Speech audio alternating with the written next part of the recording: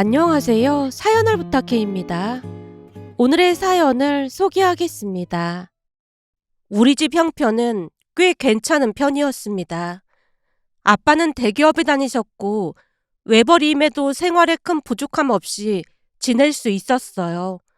엄마 역시 우리 남매를 남부럽지 않게 키워주셨지만 어느 집이든 고민거리가 없는 곳은 없듯 우리 집의 문제는 오빠였다고 해야 할까요? 그렇다고 오빠가 어디 가서 사고를 치고 다닌 건 아니었어요. 다만 어려서부터 욕심이 많고 이기적인 성향이 문제였습니다. 시간이 흐르면서 오빠의 이기적인 성향이 점점 심해졌으니까요. 중학교에 입학한 뒤 우리는 같은 학교를 다니게 되었어요. 오빠는 3학년, 저는 1학년이었고 그날은 학교에서 현장 체험학습을 가는 날이었어요. 학교가 작아 고학년 저학년이 같이 가게 되었는데요. 엄마는 새벽부터 부지런히 김밥을 싸줬고 우리에게 용돈으로 각각 3만 원씩을 주셨습니다. 그 순간 오빠의 표정이 굳어지더니 퉁명스럽게 입을 열었어요. 내가 테이보다 2살이나 더 많은데 왜 똑같이 3만 원이야? 그러더니 볼멘 소리로 덧붙였습니다. 태희는 어려서 돈 쓸 데도 없는데 왜 3만 원씩이나 주냐고. 나 2만 원 더 줘. 오빠는 마치 당연하다는 듯이 엄마에게 떼를 썼어요. 그러나 엄마는 이미 김밥 준비로 지쳐 있었고 가진 현금이 얼마 없는 듯 한숨을 쉬며 오빠를 달래듯 말했습니다. 태환아, 너 추석 때 할아버지가 주신 용돈 10만 원 아직 가지고 있지? 엄마가 지금 현금이 없어서 그러니까 거기서 먼저 쓰고 저녁에 집에 오면 챙겨줄게. 그 말에 오빠가 과연 순순히 넘어갔을까요? 그날 오빠의 모습을 보며 이기심이 어디까지 갈 수 있는지 새삼 깨닫게 되었다고 해도 과언이 아니었습니다. 오빠는 쉽게 물러서지 않았거든요. 오히려 더 크게 목소리를 높이며 짜증을 냈어요. 그런 게 어딨어! 그건 할아버지가 나한테 준 건데 그걸 왜 엄마가 상관하고 난리야? 그건 그거고 엄마가 따로 줘야 할 거 아니야. 엄마가 몇 번이나 타일러도 오빠는 요지부동이었습니다. 그저 제 몫을 더 받아내야겠다는 일념 하나로 생떼를 부려댔거든요. 결국 보다 못한 엄마가 저를 돌아보며 말했어요. 태희야, 미안한데 오빠한테 10,000원만 줄래? 엄마가 저녁에 따로 줄게. 그 말에 제가 급히 고개를 끄덕였는데요. 사실 저는 2만 원만 있어도 충분했으니까요. 엄마, 괜찮아. 난 2만 원만 있어도 돼. 제가 흔쾌히 대답하며 오빠에게 10,000원을 건네자마자 오빠가 돈을 낚아채고 재빨리 현관문을 나섰습니다. 그 짧은 순간 흘끗 오빠를 쳐다봤는데 오빠는 승리를 쟁취한 듯 입꼬리를 실룩이며 은근한 미소를 짓고 있었어요. 그때만 해도 저는 오빠가 단순히 무언가 사고 싶은 게 있겠거니 하고 대수롭지 않게 넘겼는데요. 하지만 그건 단순한 욕심이 아니라 부모님을 점점 호구로 보기 시작한 시발점이 아니었을까 싶었습니다. 그렇게 시간이 지나 오빠는 대학을 졸업했고 국내 굴지의 기업인 땡땡전자에 입사를 했어요. 그리고 입사 3년 차쯤 되었을 무렵 오빠는 독일 주재원으로 발령이 났습니다. 발령 소식을 듣자마자 오빠는 신이 나서 짐을 싸기 시작했는데요. 해외 주재원으로 가게 되면 국내보다 연봉도 높아지고 숙식까지 제공된다고 알고 있었습니다. 말 그대로 회사에서 모든 걸 해결해주는 상황이었으니 오빠 입장에서는 최고의 기회가 아니었을까 싶었어요. 오빠가 해외 주재원으로 나가게 됐다는 소리를 듣자마자 부모님도 뛸 듯이 기뻐했습니다. 엄마가 조용히 말을 꺼냈거든요. 내가 볼 때는 아주 잘 된 것 같다. 뭐야, 다른 집들은 아들이 멀리 간다고 하면 아쉽다고 하거나 그렇던데 엄마 아빠는 오히려 속이 시원해 보이네. 그걸 몰라서 물어. 땡땡전자 다니면서도 나한테 빌려간 돈 아직도 안 갚고 있잖아. 그니까 빌려주지 말라고 했잖아. 그건 엄마한테도 문제가 있는 거야. 카드값 연체됐다고 하는데 어떻게 모른 척해. 그러다 네 아빠가 알기라도 하게 되면 난리 칠 게 뻔하잖아. 그것도 오빠가 알아서 해야 하는 거지. 내가 볼 땐 오빠가 그렇게 된 건 엄마 잘못도 커. 그렇긴 하지. 그래서 해외 주재원으로 나가는 게 잘 됐다 그 말이야. 그동안 오빠로 인해 많은 스트레스를 받다 보니 엄마 표정이 홀가분해 보였습니다. 하지만 해외로 나간 오빠는 부모님을 이용하는 방식이 점점 더 교묘해졌다고 해야 할까요? 엄마의 소원대로 오빠가 독일로 떠난 뒤 한동안은 조용했습니다. 그런데 얼마 지나지 않아 엄마에게 전화가 걸려왔어요. 엄마, 물가가 너무 비싸서 그러니까 200만 원만 보내줘. 엄마, 허리가 너무 아파서 병원에 가야 하는데 100만 원만 보내줘. 라는 식으로 오빠는 계속 돈을 요구했습니다. 어느 날은 엄마가 한숨을 쉬며 제게 말을 꺼냈어요. 태희야, 태환이가 돈이 좀 부족한가 봐. 이번에 또 100만 원을 보내달라는데.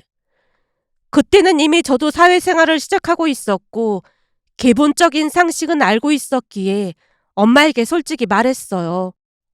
엄마, 오빠 회사 좀 이상한데? 아니, 해외 주재원은 숙식이 다 제공되고 의료비도 사내 복지로 다 커버되는 걸로 알고 있거든. 아무리 그래도 땡땡 전답 복지가 이렇게 엉망이라는 게 말이 안 되는 거잖아. 제 말을 들은 엄마가 결국 그 말을 오빠에게 그대로 전했던 모양이었습니다. 그랬더니 오빠가 엄마에게 버럭 화를 냈다고 했어요. 아니죠. 화를 낸 정도가 아니라 거의 역정을 냈다고 했습니다. 엄마, 내가 힘들어서 도와달라는데 태희 걔한테 그런 말은 뭐하러 한 거야? 그리고 하루쯤이 지나 이번에는 제게 직접 전화를 걸어왔습니다. 별 생각 없이 받았는데 오빠가 다짜고짜 소리를 질러댔어요. 야, 네가 뭘 한다고 엄마한테 그런 소리를 해?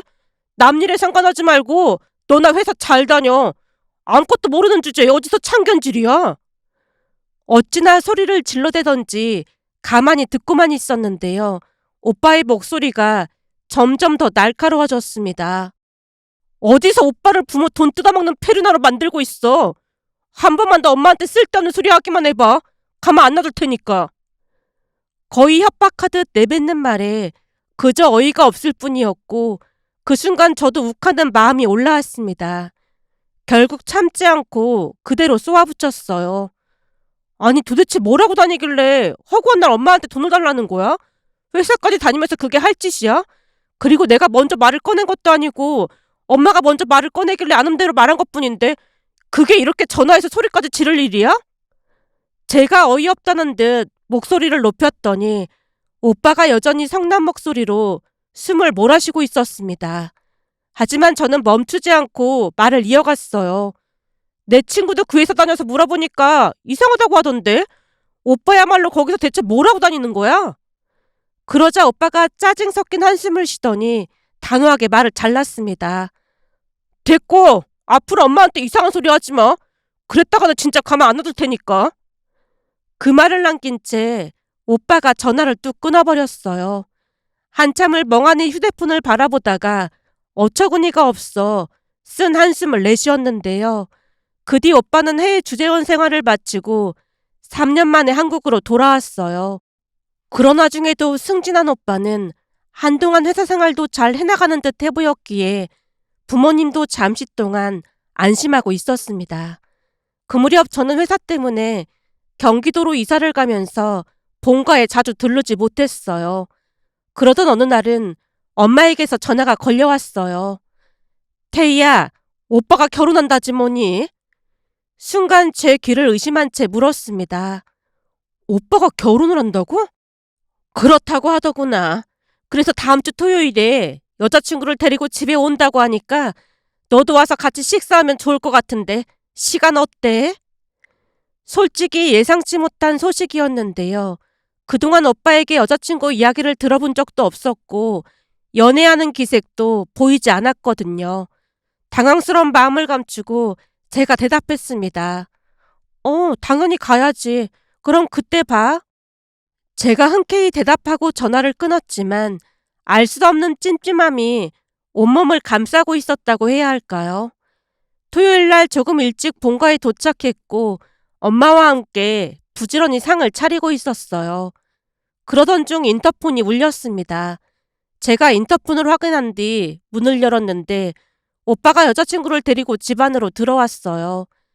자연스럽게 그녀를 맞이하려 했지만 현관에서부터 묘한 기운이 감돌았습니다.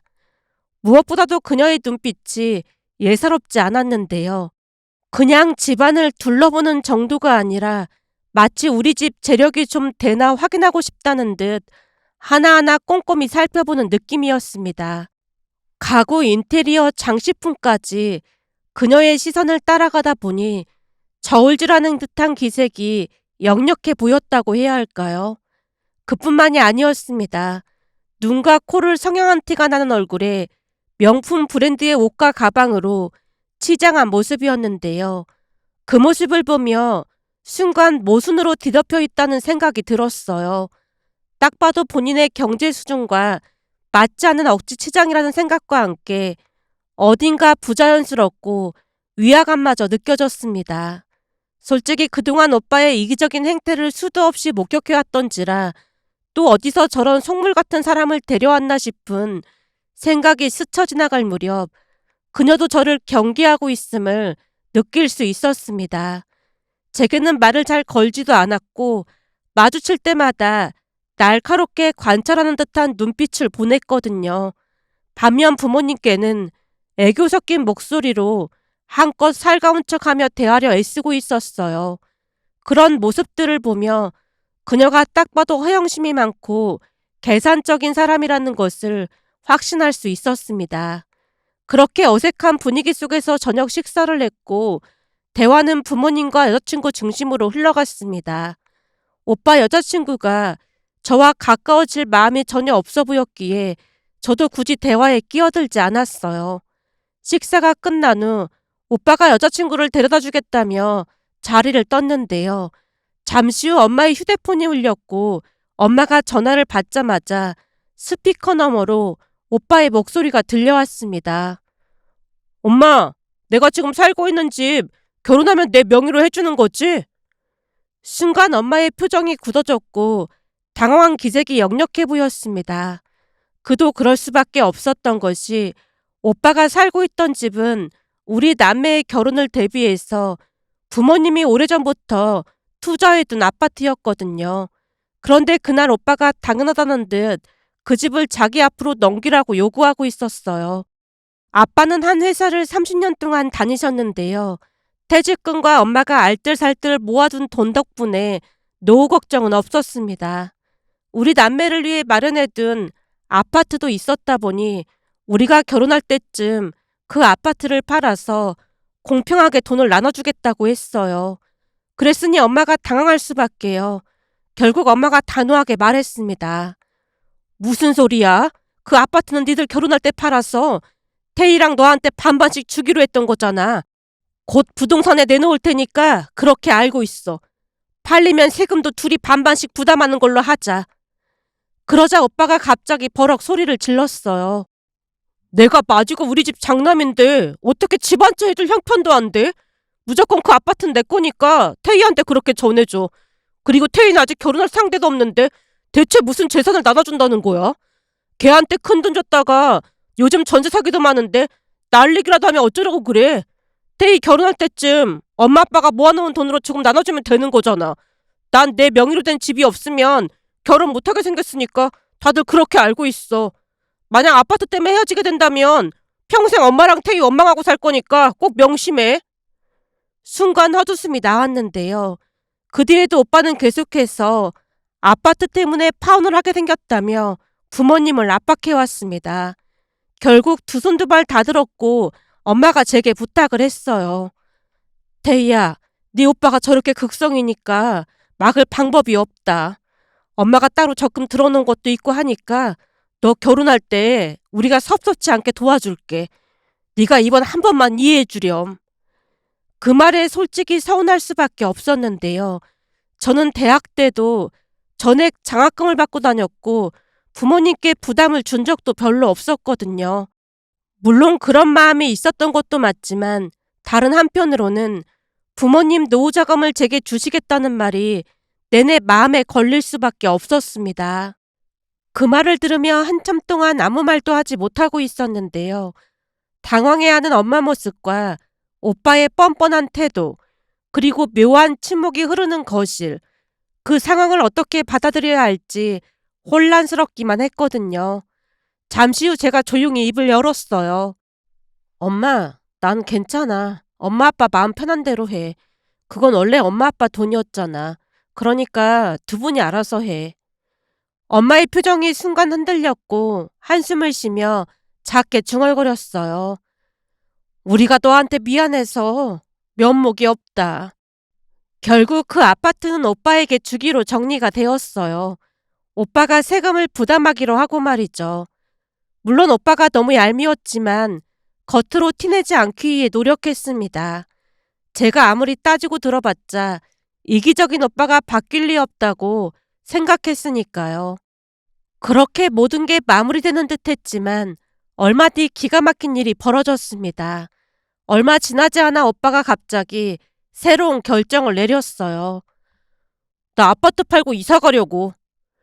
우리 모두 어이없는 표정으로 오빠를 바라봤습니다. 뭐? 이사를 간다고? 우리가 이해가 되지 않았던 것이 부모님 아파트에서 오빠 회사까지의 출퇴근 거리는 30분이었고 새로 이사 가려는 동네에서 출퇴근을 하려면 무려 1시간 30분이나 걸렸거든요. 왜 굳이 그렇게 비효율적인 선택을 하려는 걸까 하는 생각이 스쳐 지나갈 무렵 오빠가 말을 덧붙였습니다. 그 근처가 다현이네 집 근처야. 다현이가 외동딸이다 보니까 다현이 부모님이 가까이 두고 살고 싶어 하시거든. 순간 부모님 표정은 우라통이 치밀어 폭발 직전의 얼굴이었습니다. 결국 아빠가 한숨을 쉬며 분노를 사귀지 못한 채 쏘아붙였어요. 한심한 놈! 처가에 호구 잡힌 것도 모자라서 이젠 데릴 사이라도 할 생각이야? 내가 자식을 잘못 키웠지. 한참 잘못 키웠어. 그렇게 안 하면 다현이네 집에서 결혼 허락 못한다고 하는데 어떡해. 나는 다현이 없으면 못 살아. 아빠가 분이 풀리지 않는 듯 가슴을 쳤습니다. 그 모습을 보며 저도 기가 막혀 말이 나오지 않았어요. 하지만 그건 시작에 불과했습니다. 결혼을 3개월 앞둔 어느 날 양가에 상견례가 잡혔고 저도 함께 참석을 했어요. 그리고 그곳에서 결국 사달이 나고 말았습니다. 처음부터 분위기가 이상했는데요.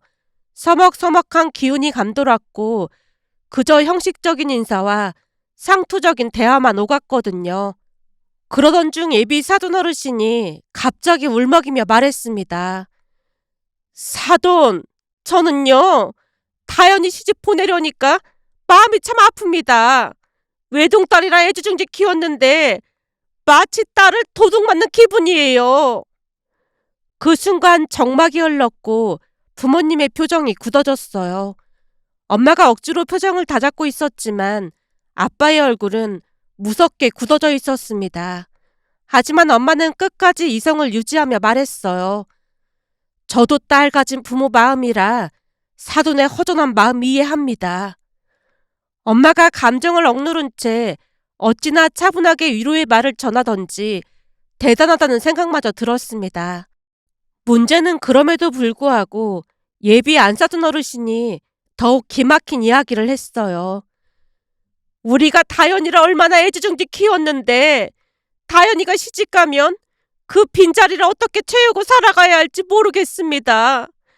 요즘은 마치 강도한테 눈 뜨고 딸을 빼앗기는 그런 기분입니다. 거기다 주변에서도 우리 다현이가 너무 아까운 결혼이라고 하다 보니 속이 상해서 참여 안 한답니다. 그 말을 듣는 순간 가족 모두 정신이 멍해질 수밖에 없었는데요. 입을 꼭 다물고 있던 아빠가 결국 폭발했습니다. 상견례라는 자리가 많이 어려운 자리인데 말이 너무 심하신 것 같습니다. 심하다니요? 예비 안사돈 어르신이 버럭 외쳤는데요.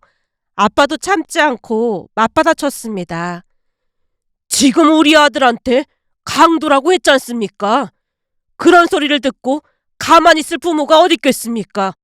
두 분 딸한테 강도라는 소리 하면 듣기 좋겠습니까?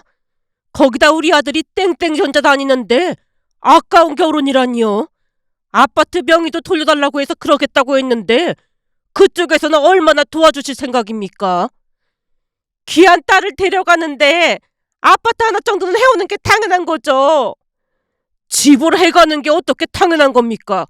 그렇게 귀한 딸이라고 하면 그쪽에서 집을 해주시는 게 맞는 거 아니겠어요? 나를 강도한테 빼앗기는 기분이라고 했으니까 이참에 저놈의 자식을 대릴 사이로 데려가면 되시겠네요. 예? 대릴 사이라니요? 딸을 빼앗기는 기분이라면서요. 그러니까 딸이랑 사이를 한 집에 데리고 사시라 그 말입니다. 우리야 저런 모질이 아들 걷어주신다면 그저 감사할 따름이라서요. 그럼 그쪽에서 걷어주시는 걸로 알고 아파트 명의 이전은 없던 일로 하겠습니다. 그 말을 끝으로 아빠가 자리에서 벌떡 일어났습니다.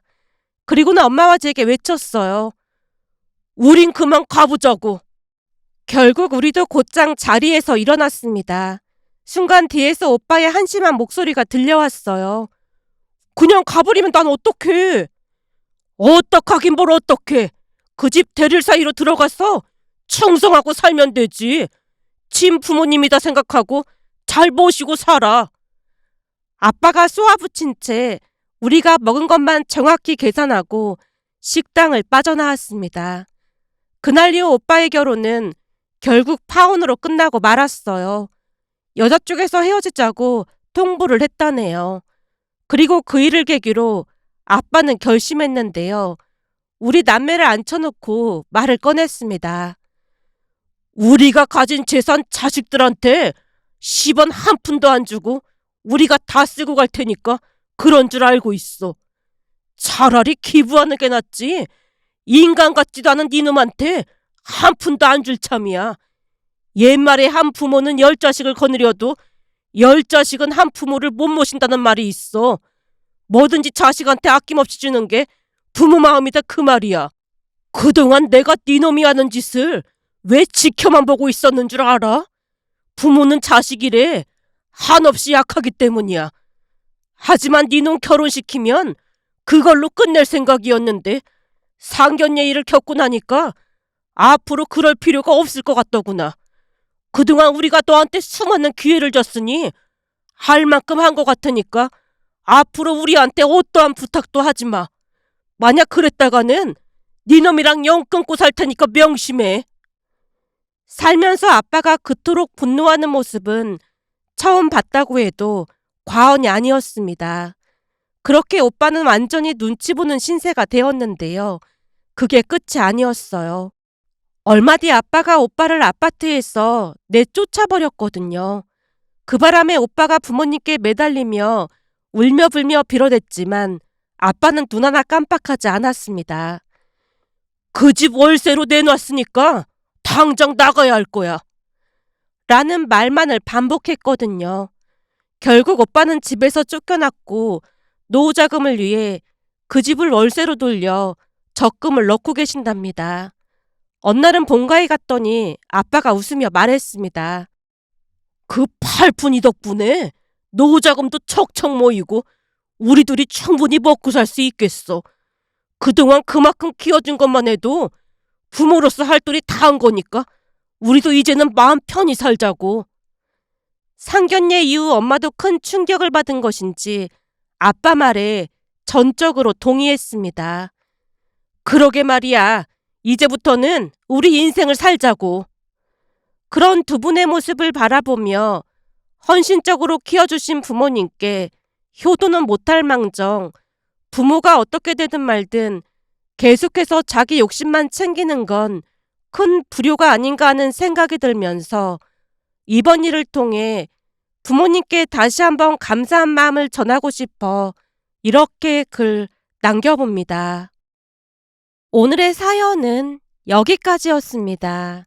즐겁게 보셨다면 구독, 좋아요 부탁드립니다. 고맙습니다.